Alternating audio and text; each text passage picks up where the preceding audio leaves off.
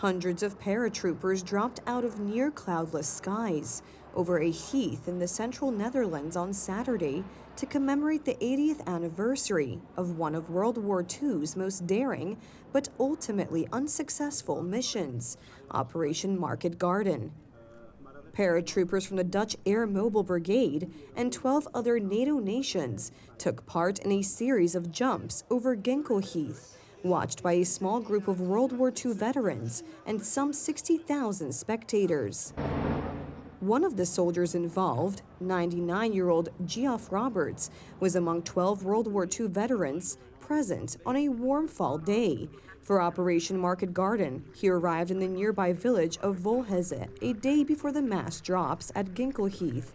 After days of heavy fighting, he was taken prisoner and sent to work in a coal mine in Czechoslovakia.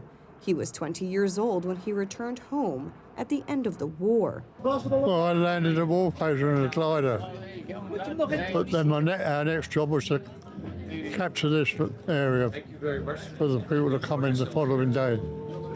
Operation Market Garden was an audacious plan that aimed to seize back key bridges and roads from Nazi occupiers of the Netherlands so that Allied forces in Belgium could advance into the industrial heartland of Germany and bring the war to a swift end.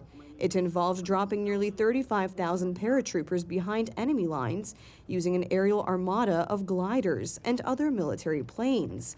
But stiff German resistance and stretched supply lines scuppered the plan as the Allies failed to hold a key bridge across the Rhine at Arnhem in a battle immortalized in the book and star-studded 1977 movie, A Bridge Too Far.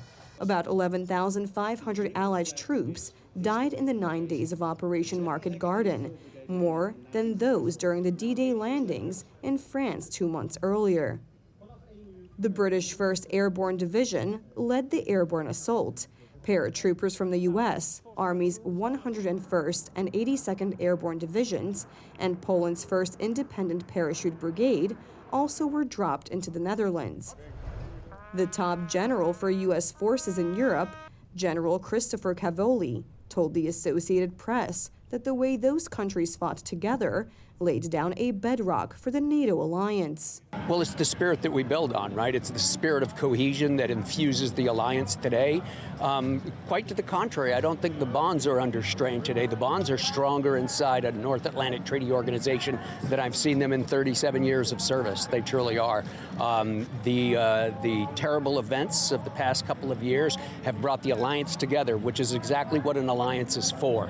It comes together in times of trouble. It comes together and builds on the bonds of the past. And you can feel that at a commemoration like this today. You feel the spirit of that alive, and it gives you great, great optimism for the future. Saturday's drops came just over a week after a tiny Dutch village, remembered becoming the first settlement in the Netherlands to be liberated from German occupation. While parts of the southern Netherlands were recaptured by Allies in 1944, the major cities and other areas had to wait months and endure a winter famine before their occupation ended.